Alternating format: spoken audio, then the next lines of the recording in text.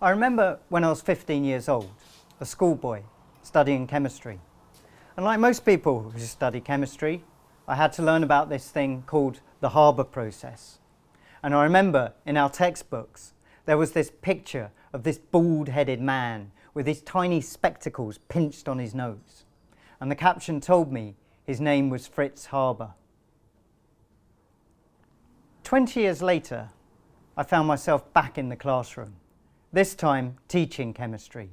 And one of the things I had to teach was the Haber process. I taught how it's one of the most important inventions of the 20th century. But I, like most people, knew little about the man Fritz Haber. So I went away to find out more, and the story I discovered was one of the most fascinating in the history of science.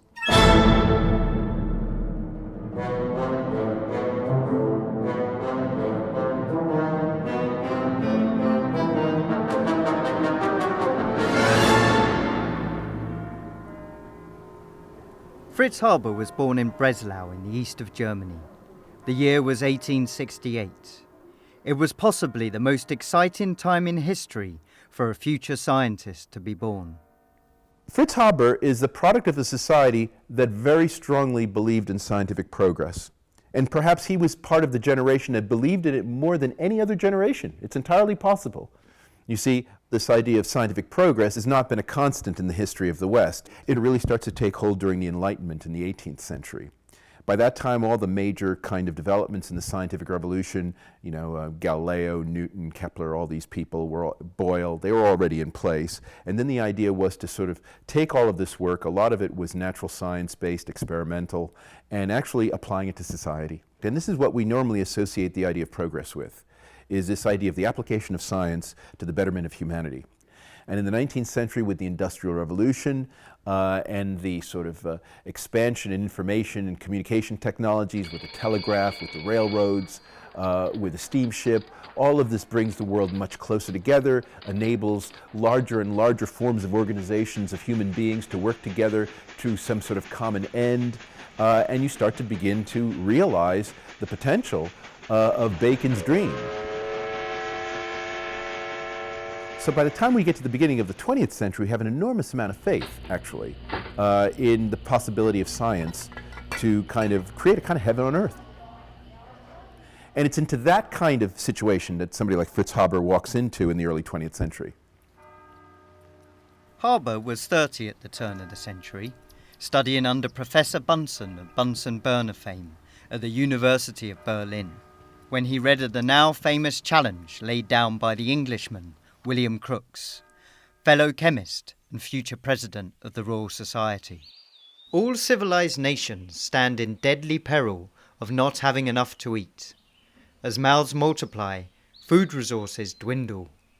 Land is a limited quantity, and the land that will grow wheat is absolutely dependent on difficult and propitious natural phenomena. I hope to point a way out of the colossal dilemma. It is through the laboratory that starvation may ultimately be turned into plenty. The fixation of atmospheric nitrogen is one of the great discoveries awaiting the genius of chemists. What did William Crookes mean when he spoke about this nitrogen problem? Well, have a look at this tree over here. Like all plants, it's made up of mainly 4 chemical elements: carbon, hydrogen, oxygen, and nitrogen. The carbon comes from carbon dioxide in the air that's taken up through the leaves of plants. Oxygen also comes from the carbon dioxide, and it's also available from water in the soil that plants can take up through their roots, and water provides both hydrogen and oxygen to the plants. Nitrogen is also quite abundant in the air. It's present at about 78% in the air around us, but the nitrogen in the air is in a very unreactive form as N2, 2 nitrogen atoms bonded very, very tightly together, and plants are just not able to make use of that nitrogen from the air. So plants can only take up nitrogen via an indirect route through the soil, and one of the major ways that nitrogen is available to plants in the soil is through the action of special bacteria that live in the soil and are able to take this unreactive nitrogen from the air and turn it into a form that plants are able to make use of. The problem is that staple food crops like wheat and corn very rapidly deplete nitrogen that's naturally present in the soil, and so we can only grow really successful agricultural crops on a major scale if we supplement the nitrogen in the soil through fertilizers. For most of human history, the only fertilizers available were in the form of animal manure. But as human population increased, this source ceased to be sufficient. Then, in the 19th century, nitrogen-containing rocks were discovered in the Atacama Desert in Chile. By the beginning of the 20th century, 1 million tons of these rocks were being shipped across the Atlantic Ocean each year and ploughed into the soil of European farms. But in his speech, William Crookes pointed out the problem with this approach. Those rocks were running out. By his estimates, they would all be gone by the 1940s. The only answer was to develop a way to utilise the nitrogen in the air. In 1908, Fritz Haber solved the problem. He realised that if he increased the pressure to about 150 times that of normal atmospheric pressure and increased the temperature to 400 degrees Celsius, then he could force nitrogen and hydrogen to combine to form ammonia, which can then be easily converted into fertiliser. In 1913, with the help of engineer Karl Bosch, Haber's process was scaled up at Oppau, Germany, and began producing ammonia on the industrial scale.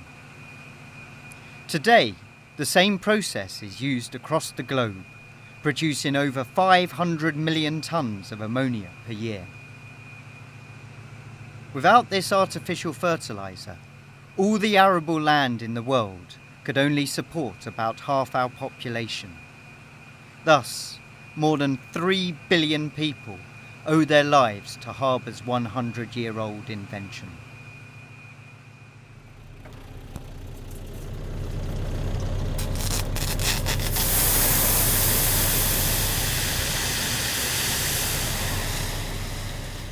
Within a few years, Fritz Haber would become one of the wealthiest and most powerful scientists in the world. Tens of thousands of tons of the chemicals produced by his process would be sown on the fields of Europe. But it wasn't as fertiliser that the nitrogen would be scattered. Rather, it was in the form of bullets, shells and bombs. This was the First World War, what would come to be known as the War of the Chemists, and the most eminent chemist of them all was Fritz Haber. In August 1914, the nations of Europe went to war. All sides were convinced it would be a short war. The German Kaiser boasted that the German army would have breakfast in Paris and dinner in St. Petersburg. The Allied nations told their boys they'd be home in time for Christmas. But it wasn't to be. The wars of the previous century had shown that victory favoured the attacker. A cavalry charge could bear down on the defenders and destroy them while they reloaded their rifles. But at the beginning of the 20th century, new technologies had appeared, the potentials of which were soon to be realised. The breech-loading rifle, barbed wire and the machine gun. Now, an attack in force could be repelled indefinitely. All an army needed to do was dig. This became the War of the Trenches, and the result was stalemate. The stalemate was primarily caused by the new generation of weapons that nobody had really had an opportunity to try out. So the enemies fought each other at a distance. There was very little hand-to-hand fighting as we'd seen in the wars of the 19th century. And so larger and larger, more powerful guns pushed the enemies back, pushed them into trenches, and caused the creation of the Western Front. And it was this that would provide Haber with the opportunity that would come to define his life. For it was now clear that the war was going to be long, years long, and thus it would become the first war in which science would play a critical role. Trench warfare, with its repeated artillery bombardments and its unending nature, put great strains on the ammunition supplies of all the belligerents, but it had the potential to be particularly disastrous for Germany. Nitrogen is used for fertilizer, but it is also a necessary ingredient of explosives. But early in the war, the German Navy was defeated, and so she was no longer able to import nitrogen-containing rocks from Chile. The munitions would not have lasted into 1915, so more than 4 months, had there not been artificial nitrogen fixations. So he seemed to realize that there would need to be some sort of mobilization of science for war. Right? So he volunteers his institute, and this is one of the ways in which we can clearly say Haber takes responsibility, at least for integrating science into the war effort. In all the warring nations of Europe, the scientific communities offered their services to the war effort, and a partnership was born that lasts until this day. War changed the motivation of some scientists. No longer were they working for the good of humanity. Using the Haber process, the factory in Oppau was producing thousands of tons of explosives each month, keeping Germany in the war.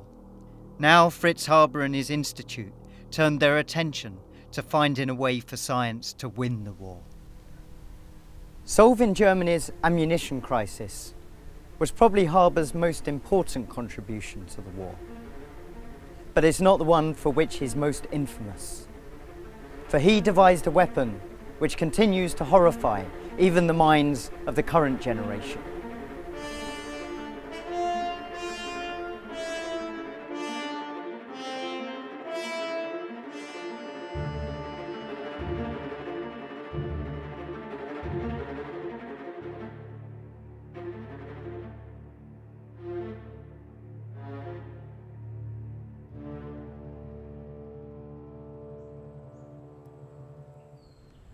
In 1915, Fritz Haber travelled to the Western Front. He came to a particular set of trenches that had been carefully chosen because instead of being orientated from north to south, they ran from east to west. On the 22nd of April 1915, he found himself here, just outside Ypres in Belgium. These concrete blocks in Langemark in the German cemetery mark the exact position of the German trenches that he chose. They stretched from 1 mile in the east to 3 miles in the west. With him, he and his men had brought 5,700 cylinders containing 170 tons of chlorine. They had been carefully buried along the 4-mile front just behind the parapet, and from their tops stretched pipes out into no man's land. They had been laid there the night before by Haber's team of pioneers, many of them men from his own institute in Berlin, 3 of them scientists who would go on to win the Nobel Prize. They had ventured out the previous night under the cover of darkness, in the knowledge that should the enemy spot them, they would be shot. This was the culmination of months of planning and dangerous testing. Haber himself had been hospitalised for a week after riding too close to a gas cloud during a full-scale test. And a close friend of his was killed in an explosion that Haber himself had escaped by a matter of minutes.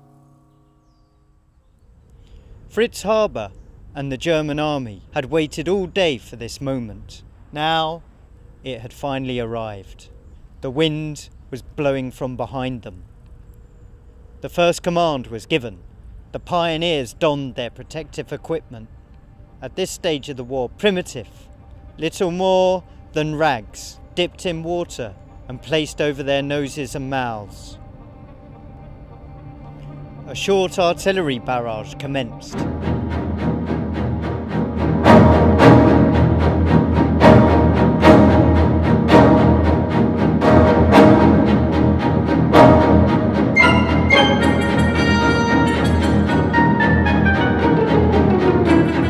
At 5 p.m, when it had finished, the second command was given. All along the 4-mile stretch, pioneers opened the valves. They and the soldiers stood, silent, mesmerised by the hissing of 5,730 cylinders. Out in no man's land, clouds of green chlorine gas rose up and swirled like smoke. Then, carried by the wind, it began to roll towards the enemy trenches. Later on, some of the Germans who witnessed it would describe its beauty. One could see the landscape bathed in the most beautiful sunshine, as though through a fine veil. It looked like the scene from a fairy tale.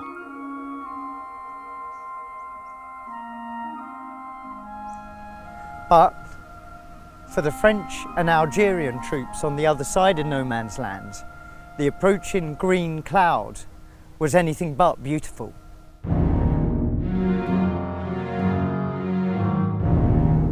They began to speculate what it might mean. Perhaps it was a smokescreen and a German attack was about to commence, so someone fired into the cloud.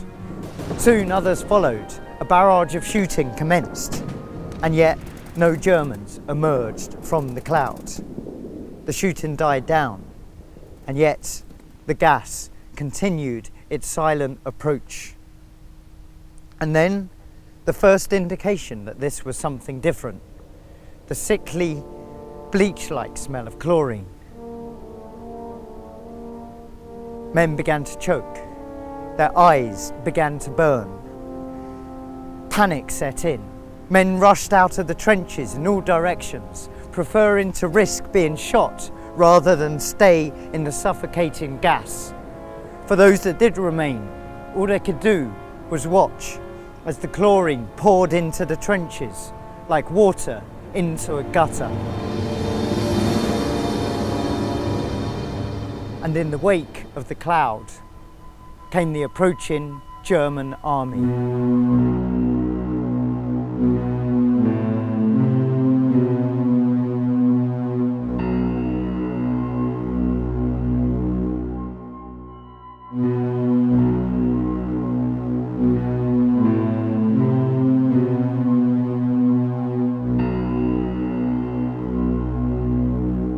In the space of a few minutes, 5,000 men were killed and 2,000 more were captured, many of them incapacitated by the gas.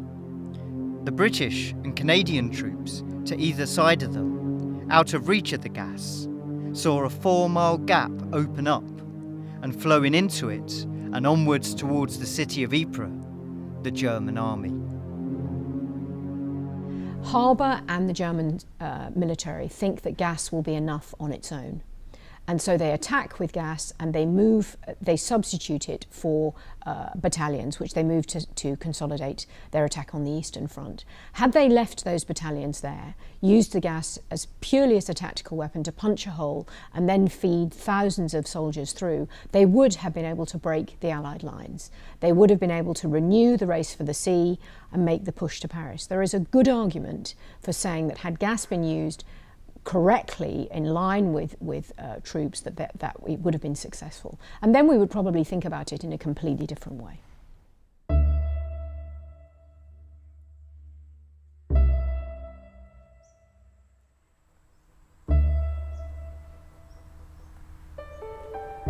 The Germans might still have made it to Ypres if it hadn't had been for the fierce resistance put up by Canadian troops here in St. Julian. Over the next 3 days, the Germans would launch more gas attacks, but they had lost their initial surprise value, and the Canadians, rather than fleeing, stood firm. In those days of fighting, 3 of them would go on to win Victoria Crosses, the highest award for valour. 2,000 of them would be killed, but they had bought enough time to enable Allied reinforcements to arrive and ensure that Germany's advances would be only moderate.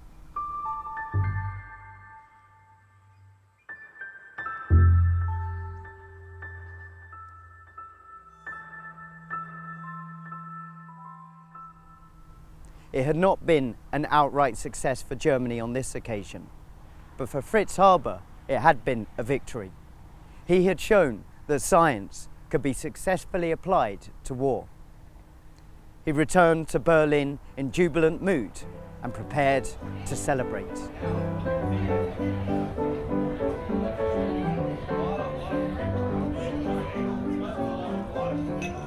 In Germany, Haber was a hero. Upon his return to Berlin, he was promoted to the rank of captain. He hosted a dinner party at his house where he related the story of the attack. But not everyone present was impressed. Haber's wife, Clara Immerwahr, made her disapproval clear. This was no doubt embarrassing to Haber, but worse was yet to come. That night, after the guests had left, and while Haber was sleeping, Clara took his army pistol, went into the garden, and shot herself in the chest.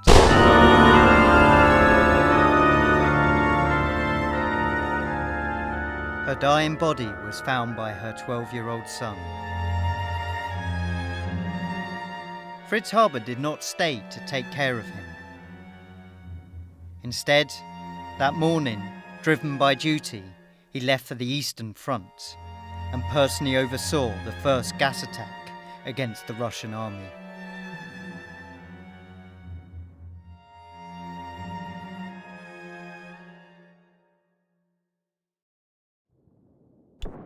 Chemical warfare developed as the war progressed.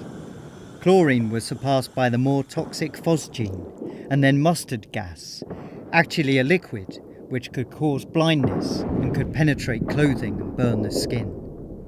Shells and mortars were developed to launch the poison upon the enemy. And at the same time, defences against poison gas developed.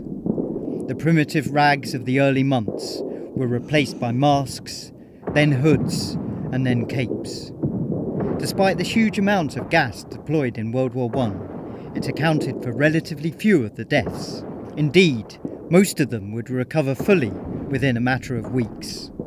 This led Haber and others to argue that it was a more humane means of waging war than the artillery shell or the machine gun, which, if they didn't kill their victims, left them terribly maimed. But gas would not be the war-winning weapon that Haber had hoped.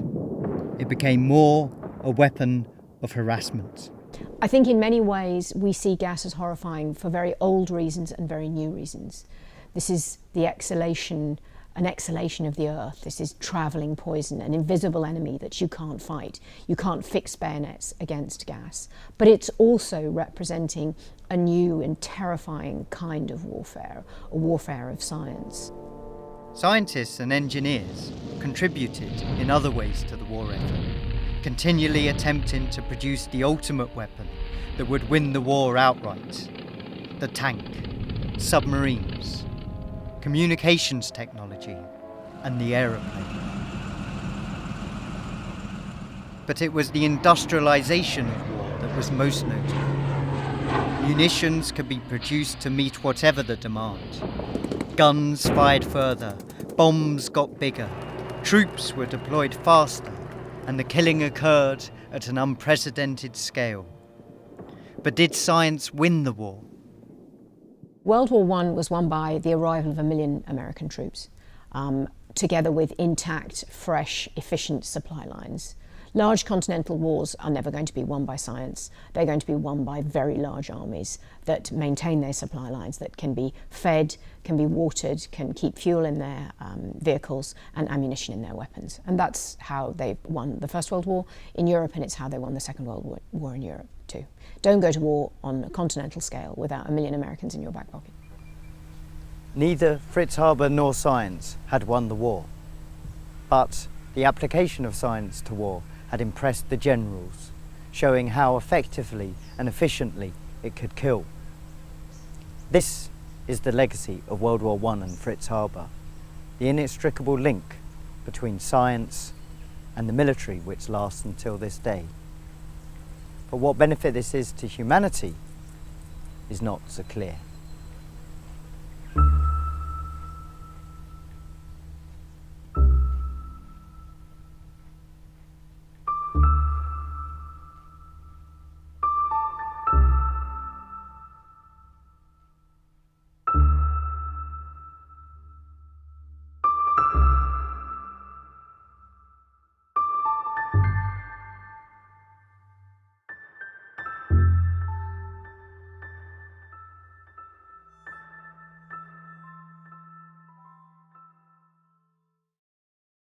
I was born in 1918, so I'm actually 95. I've just been 95.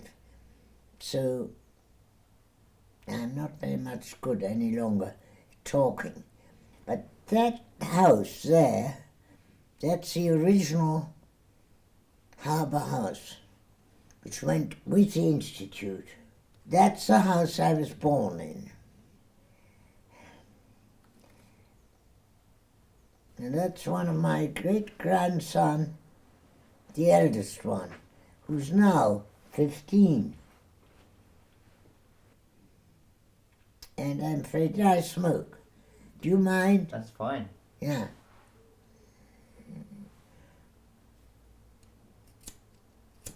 My father was very nearly a war criminal, wasn't he? Very nearly. Quite close to, and off he went to Switzerland for a few months. And when he came back, it had more or less blown over, I think. Yes. You know, they... In 1918, Fritz Haber was awarded the highest accolade in science, the Nobel Prize. It was awarded for his work on the fixation of atmospheric nitrogen. He collected it in a ceremony held in Stockholm in 1920. Because they did think at one stage that he shouldn't have got that Nobel Prize. Because of the thousands of people who got gassed. Very difficult to remember all this. Haber's nationalism had always been his driving force. But a new kind arose that would bring his downfall.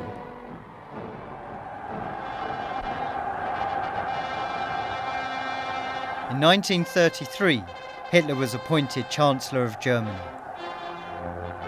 Shortly afterwards, Haber resigned his post. All I remember actually fairly vividly is that at the time when Hitler came to power, we were called in to see my father, to be told that we were actually Jewish, which we hadn't known.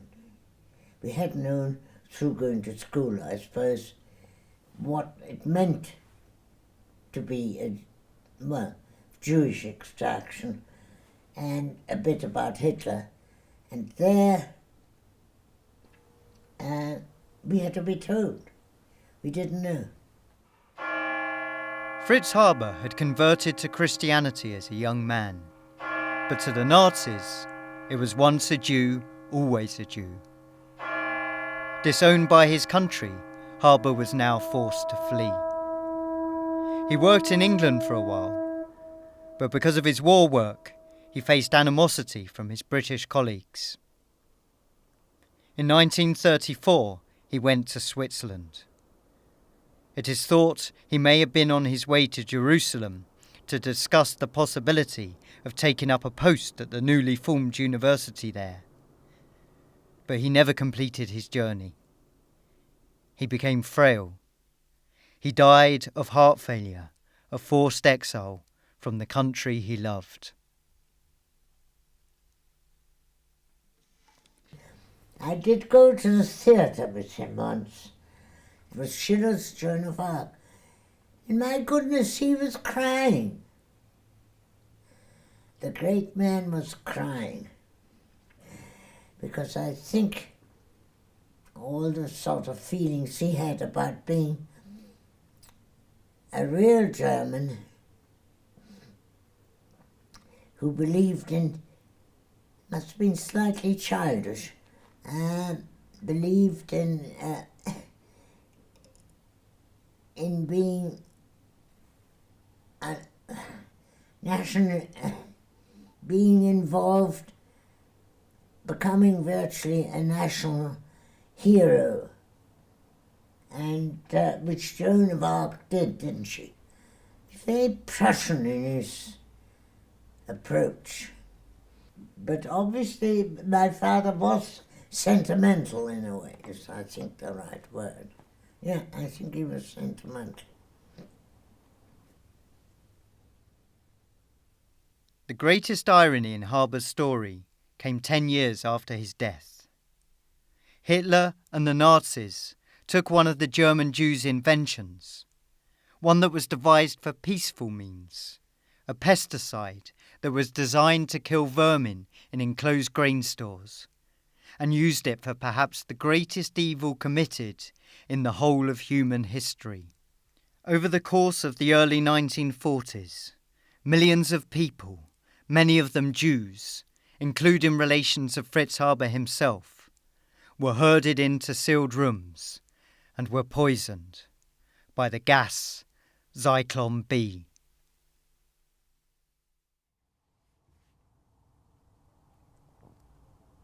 Fritz Haber's life illustrates how science affects society.